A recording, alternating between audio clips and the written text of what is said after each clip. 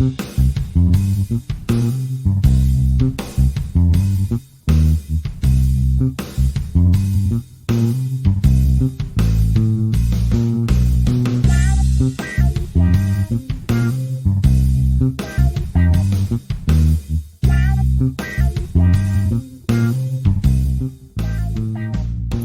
dear listener, and welcome to the podcast with no name.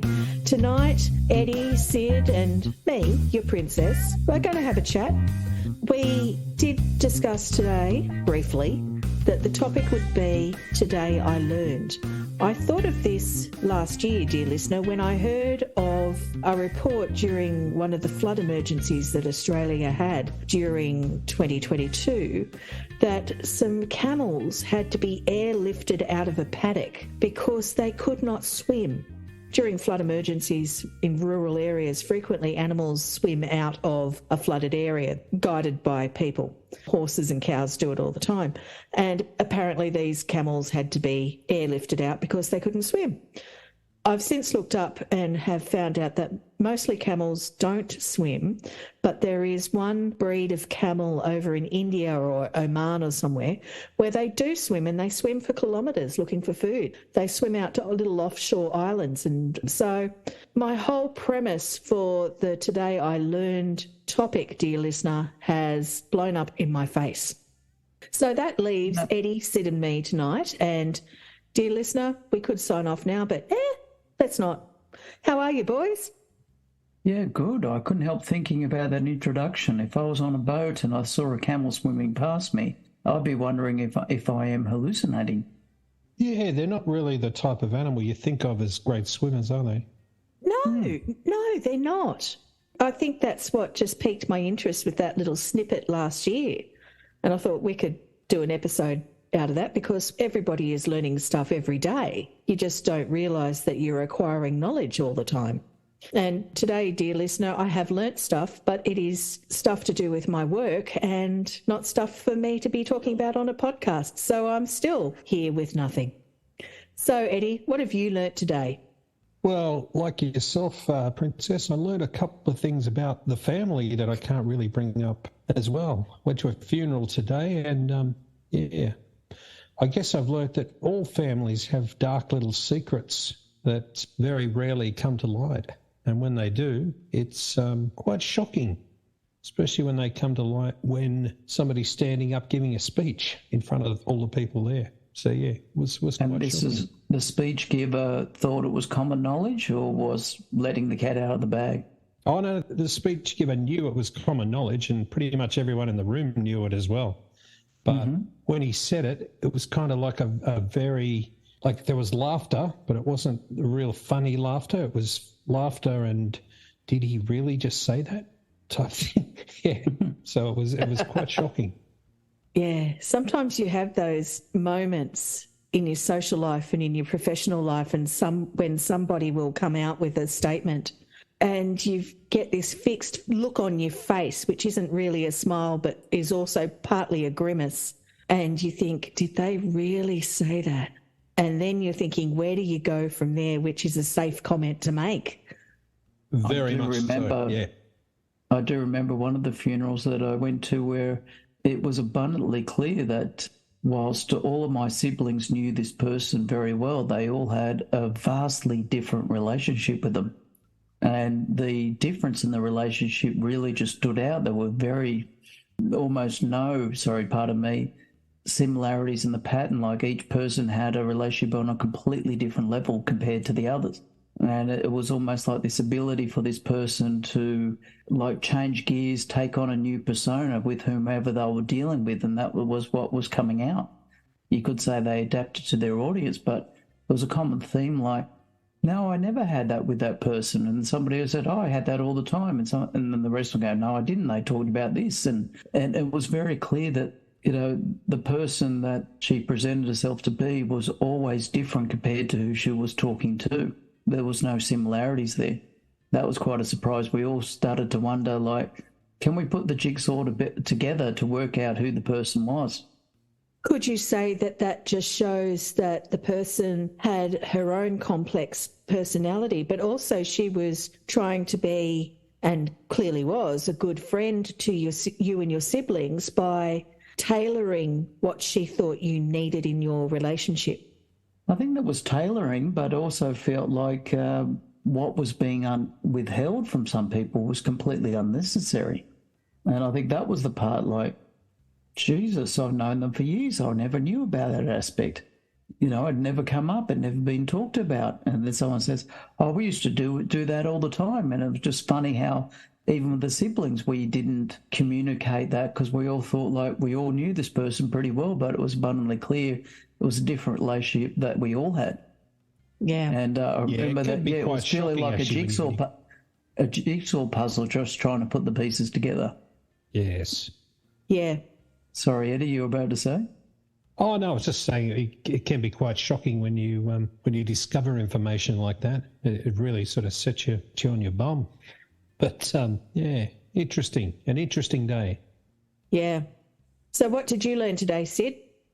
I can't say I learned something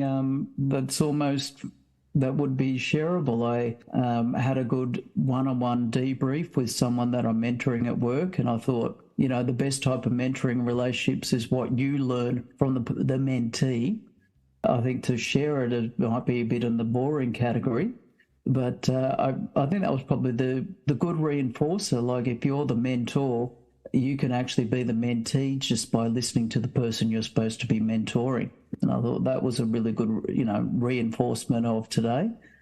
That's probably the big lesson. The big reinforcer is like you can learn a lot by your job just by mentoring people. And you're meant to be like the expert, but you learn a lot from them.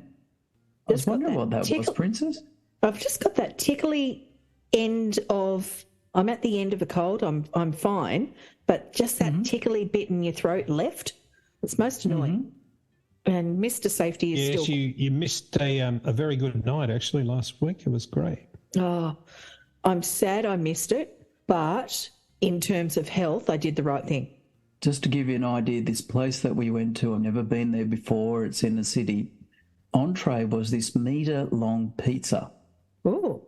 I kid you not, where they put it in the middle on the table.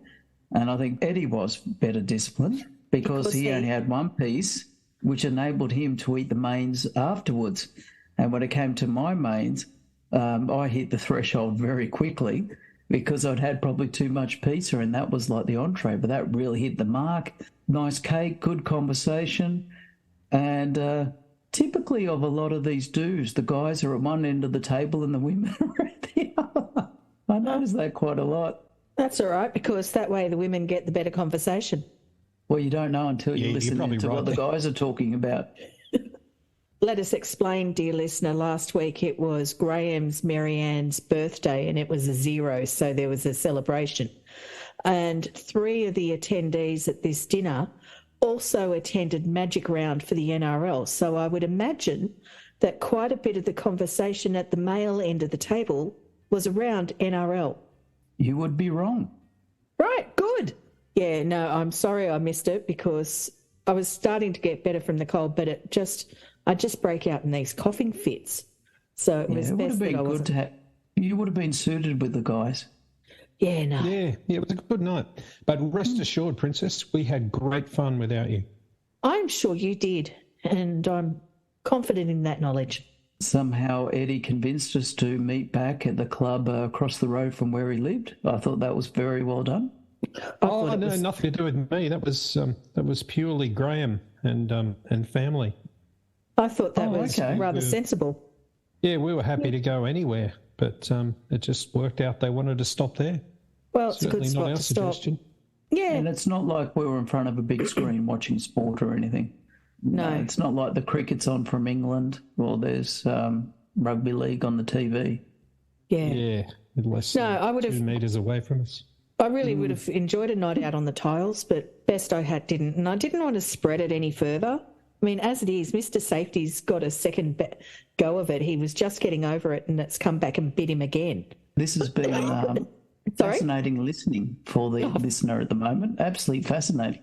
Yes. We've been really focused on ourselves big time. Yeah, well. Our one listener from Botswana must be so impressed. Well, that's if the listener from Botswana is still listening. That's true. They've probably had haven't- enough of their Australian English.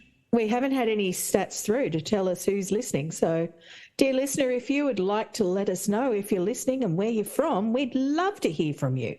And Eddie, in particular, has some prizes to give for any listener who gets in contact with us at the podcast with no name. Oh, I know how this goes. How does it go, Yes. Sydney? I've heard this one before. Come on, how does it go? First prize will be a night out with Sid. Second Do you wanna prize do is second 2 nights prize out there, with me. Princess? Yeah. Oh, that's- well, that's- second that's prize second would be a game of golf with Eddie. No, second prize is 2 nights with Sid. Oh, do we have to? It's a very old chestnut, that one. All right. What do you think? It was very predictable. Second prize, dear listener, is 2 nights out with Sid. Are you saying Sid's chestnuts are very old? We know they're very old, but they're not as old as yours. That's true. I was going to say something. It was going to be funny then, and it's gone. Oh, well. In fact, your chestnuts even had their own mini episode about them. What? Yes, they did. They did. Well, there's a little kind of pipe, so to speak, biological pipe that comes from the chestnuts that he decided to have snipped. And he had to have his own little Yes, yes, episode. yes. So basically, more people have seen his chestnuts than what they've seen mine. But they happen to be medical people. I believe the Because the technical name for that one, Sid, is the VAS. VAS. But you had a whole lot of medical students come in and observe your procedure. I did indeed. And that way you've had probably more men and women see down there than me included. Wow. It did give me an insight into what women go through during pregnancy with that whole feet up in the stirrup thing. It's not a nice feeling, is it? No, you feel very exposed. Oh, I was better say. exposed. You feel very exposed. Just about anything that is on the female body that needs regular testing involves exposure of some kind. Well, the practicality is how do they get there? How do they check it out? That's exactly it. Yeah, it's not pleasant at all. Going back to things we've learnt, I realised that when I was a lot younger, around 19, I was very directionless. I noticed tonight my son is, instead of sitting at home on a Friday night, he's organised an online cooking class where he's invited people he knows to get onto Discord, and he has set up a downward-facing camera over the area he's cooking. He's also got his laptop there, which shows his face, and he's got his phone connected to it as well, so he can actually put the phone and show individual things. Oh, my He's doing his goodness. cooking That's absolutely class. magnificent. He's doing a 3-course meal out there that we're all waiting for. Wow. We'll probably sit down to eat at about 11, but But it will be amazing. gourmet. He's doing lasagna with like fresh made pasta. He's actually rolled the pasta and everything. Oh, He's even doing better. cinnamon scrolls made from scratch. And creme brulee for dessert. Wow. But he is I'm so only 15 lucky. minutes drive away, Eddie. I could be there Probably before. slightly more, but yeah. Well, feel free if you want to come over. Yeah, You know, the but thing the is, thing I'm is- not changing my clothes, and I can't go out in public wearing what I've got on. Oh, no. you can Who's go going to and dress care, like that. really? I think the cops have seen worse if they pull you over. What's that Where meant it to gets a me? bit tricky is when you're in a car accident and you get taken to the ED. Yeah, And people have come in dressed like that. yeah. Nothing underneath. Well, I must say, in the suburb that I live, it's nothing for locals to be walking around in pajamas and their thongs on, because I think they must be the only shoes they own, with socks and their hoodies with the hood up. Morning, night, noon. They really do make an effort when they step out the door, I must say. Thongs with socks. There's Oh, a term for lot. that. And what would that be? It's the Asian Ugg boot. Really? I did. See, I've that- heard that. Thongs. dear listener, I've learned something. Today I learned thongs with socks is the Asian Ugg boot. It's a thing. The Asian Ugg boot. Well, I did not know that. I've learnt something today. Happy days. We are still a think if you hopped in vast the car- bank of useless knowledge here at the podcast with no name. Well, yes. And like you said, how cool is it that Eddie Jr. is running a cooking class tonight? Maybe he's We are so impressed. Mary Ann's friend Kelly is here as well. Yeah, she came over to sign some photos for a passport for one of the kids, and she was interested. She says, "Oh, I might stay." So yeah, we're looking forward to this. It's impressive. He's got this whole thing happening, and it's like 3 camera views. It's seriously impressive. You know what? Yeah. He might be practicing for a side hustle. You know, he practices, see if the concept is proved, then he can turn it into a moneymaker. Yeah, well, I told him to record it and then post it on YouTube and start up a channel because people watch this stuff. I think it's partly inspired from the Good Food and Wine show we went to a couple of weeks back. But he's so lucky. I mean, when you think about from my experience, I was at school, I did have some part-time jobs on the side and that kind of thing. You're not as much exposed to life like you are when you leave it. So how do you get a really good idea of what you want to do when you're thinking 19, you've got to search for things like, it's very hard to put your mind to a career that's going to work for you. You might do something safe that's like, well, if I do this, I'll always have a job, but I still don't know what I want. I think it's very normal to say you don't know what you want when you're 18 and you've just left school. You have some broadish ideas, probably some things you know you never want to do and some things you know you do want to do. Yeah, I mean, when you said that you felt a bit aimless, I understand that totally from my own profession. Yeah, it's funny, isn't it? Different people feel different things. I did not feel aimless. I had planned to become a primary teacher when I left school. But when I was doing the HSC, I came down with a massive dose of the flu and barely made it through an exam, which was enough to knock the few points off my... What was the word? What did we have? I forgot what they got. Was it ATAR back then? The aggregate. Knock a few points off the aggregate and kept me out of primary teaching. So I went to uni in Canberra for the training course for my current profession and got into it and liked it. And I think 3 years later, I think I can say I landed on my feet. But that was just pure happenstance. Sliding door moment, Princess. Yeah, it was. Sliding door moment. It absolutely was. Who knows what would have happened had you gone that other route? You know, you may have married someone else. You may have moved other places. And absolutely. It's just, it's interesting to think about what could have happened. Yeah. Well, like, but for 2 marks. What? Yeah. Oh, 2 God. marks. 2 marks. There's some places there that would say that's close enough and let you in if they've got a space. Well, the plan was that I was going to go and just get a couple of weeks into semester, wait until a couple of people dropped out of education and then go across and swap courses. But they gave me a dinky little machine and equipment and it looked interesting and I stuck with it. I could absolutely see you being a primary school teacher. Be a cranky old one now. Some kid going, Princess, can you help me with this? No, I think you'd have the right temperament for it. I don't know that I would anymore. I think it's your existing job that probably has tested your patience. Kids will do it in a different way, but I think I think you'd be very good at it. Oh, thank you, Sid. That's very kind of you. My sister thinks differently. Our former podcasting colleague, Moses, school teacher, but he tells me that there's a very, very high dropout rate at the moment. There's a lot of people leaving the profession and just going to work at Bunnings and places like that because they just can't handle the stress anymore. It's just too much for them. How do you find it, Sid, like working in that environment? I would have to acknowledge that I work in a different environment compared to Moses, where I'm not in a high school environment. I'm more so in a TAFE environment, so firstly a different audience. But I have taught like Year 10 and HSC Year 10 where they were, admittedly, some of them were animals, and you felt like a lot of the time you're dealing with just disciplinary issues rather than the teaching.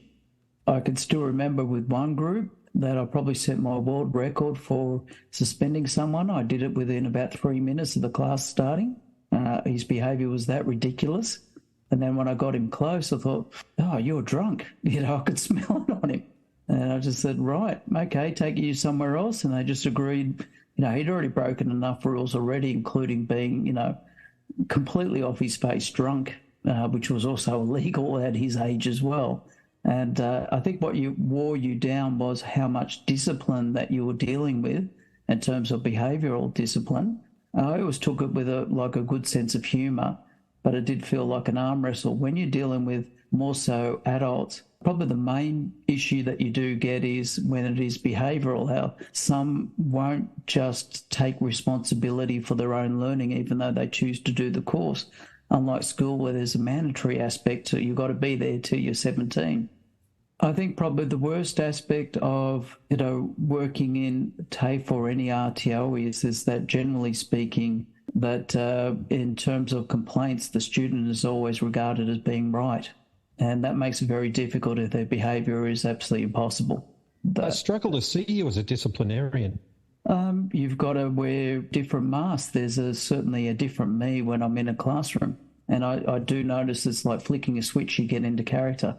Yes, you notice that with school teacher friends. They certainly have a school teacher mode, which they can turn on and off very quickly. I think the one thing about being a teacher is you learn very quickly about which things that you go into bat for and argue and which things you leave alone. The old, am I going to die on this hill argument? Oh, you just triage, like immediately, how important, is it just small irritation and it's just best to let it go? I read an article on ABC News today. The article was on www.abc.net.au and the title is Universities Given 2 Years to Overhaul Teaching Degrees After Education Ministers Meeting. And the key points are universities have been given 2 years to overhaul their education degrees. Changes they must adopt include teaching classroom management and effective ways to teach reading and writing. And the education ministers have agreed in principle with the changes in a bid to fix Australia's teacher shortage. Other relevant ones, an independent review using NAPLAN data found the percentage of students underperforming in reading dropped dramatically between 2019 and 2022. Oh, sorry. That was one regional director of Catholic education has taken it upon himself to put all his teachers through a course to improve their teaching styles and stuff. And the schools that those teachers teach at, the underperformance in reading dropped from 42% to 4% in 3 years. So all those kids' reading improved drastically. Yeah, so the universities must improve. By that much? By that much. The 4 areas of core content universities will have to teach is the brain and learning, so content that provides teachers with an understanding of how the brain processes, stores and retrieves information. That's basic. I know that's a cognition subject in psychology. Yeah, but teachers are all, I just know from when Wonder Boy was in the primary school and the teaching styles that the young teachers were using, and they couldn't control a classroom. They couldn't deal with kids who needed a bit different teaching style. They couldn't adapt what they knew. The 4 areas, so one is the brain and learning. 2 is effective pedagogical practices. So I understand that, yeah. Literacy and numeracy teaching strategies, as well as teaching in a way that supports how students' brains work. Classroom management, so ways to manage and foster positive learning environments such as establishing rules and routines and modelling desired behaviour. I mean, I'm sorry, where did that go? Why hasn't that been taught if they've got to raise it as one of the main points to be put back into teaching degrees? That's really scary. Yeah, it sounds ridiculous, doesn't it? Yeah. The final one is responsive teaching, which is content that ensures teachers teach in ways that are culturally and contextually appropriate and responsive to student needs, which, again, fair call. But why hasn't it been used? Why haven't they been learning this stuff? And for how long? Yeah, you would have thought it was a given, wouldn't you? Yeah. There's a breakdown there of a few things that really got my attention, talking about like classroom/behavioural management strategies. I would have to admit that was fairly poor when I was studying, and it was something that I did learn as I went along, and that aspect certainly does need improving. But when you actually break it down, there's the things like how do you set up the class, set up, boundaries, parameters, rules, all that kind of thing, how you maintain like expectations, deadlines. That's a universal. That should be explained in the very first lesson. This is how I operate. And so at least they know when they're breaking the rules or something like that. And the more they kind of cooperate and work with you, the less rigid you have to be after a while because they're working with you. Now, that aspect is usually, in terms of like boundary and rule setting, it is usually taught. But when you're expanding that and dealing with like troublesome behaviours, well, I think you've got to look at the difference in troublesome behaviours in the last 20 years. They're kind of, in some ways, ramped up a bit. Yes, they have. I jokingly referred to throwing out someone who was drunk in class. Now, that's happened before. That's happened since then. I think probably the funniest thing is I actually had someone verbally threaten me, and maybe the way I dealt with it actually helped out because I couldn't stop laughing at him. I thought it was hilarious. But that kind of deflated the issue straight away. Like, you do get a few people like that, and just not knowing, I suppose, the lack of emotional maturity, and maybe it's because some people who you get a little bit more mollycoddled when they're grown up and they're not really exposed to ways to being resilient. Resilience is probably the biggest difference that I've noticed in the last 20 years. And how to deal. Failure can sometimes be a really good thing. You get a poor result and you've got to stop and take stock. It's like, what do I need to change? How do I go about it? Well, I need to talk to the teacher, don't I? It's an opportunity. I can only speak from my son's experience in the primary school before we moved him out of that school. And quite a few of the young teachers had no idea how to control and discipline a class. And you don't need to discipline so much if you've got control. They just a lot of it is proactive. Yeah. Yeah, it's just not set reactive. some boundaries. And there was one teacher there who was older, and she ran a classroom like we experienced in the 1970s. And her kids absolutely worshipped the ground she walked on. They knew exactly where they stood with her. They knew that they would have some fun through the day at some stage, but there was learning to do, and they got in and they did it. And she ran her own race, essentially, in the school. She really was quite different to most of the other young teachers who were there. But my son, he was sinking fast at that school, and we changed the school and put him into a private school where they were teaching in a more controlled way. And within 6 months, he had turned around.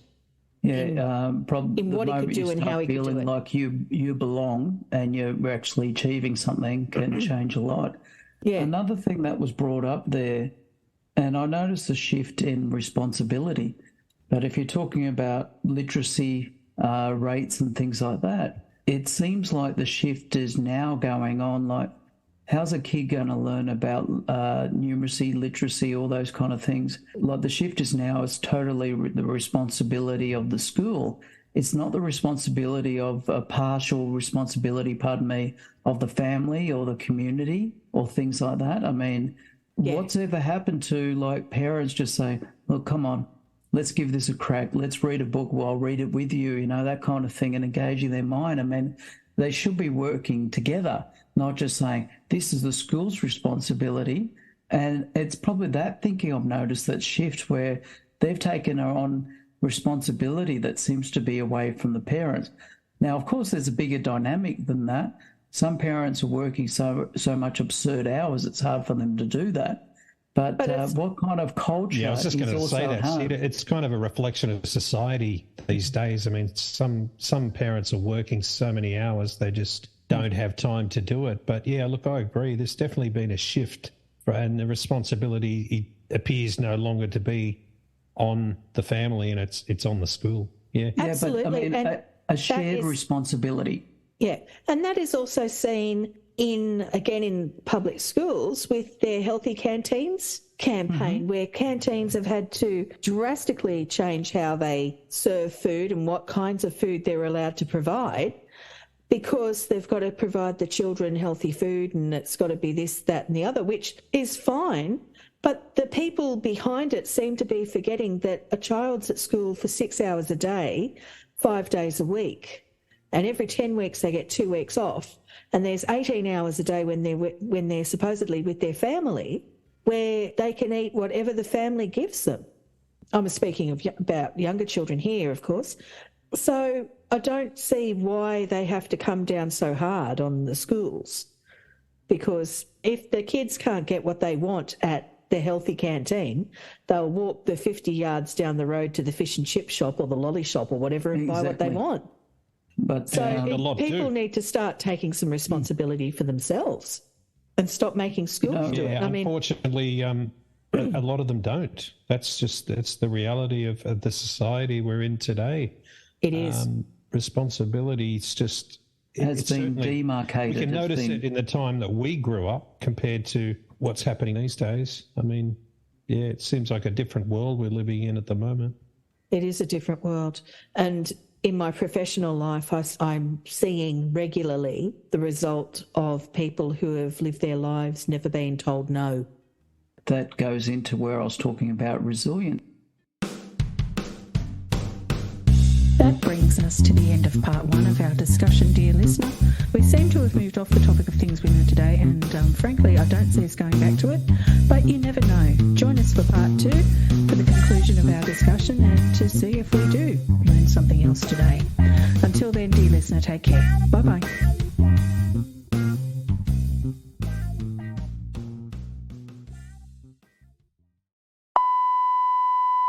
Because I'm just going to make shit up tonight, so we may not stay on topic at all. Don't worry, I'll be making up. Do we have a topic? No, because you're not allowed Is to your tell pole kids dancing no. career?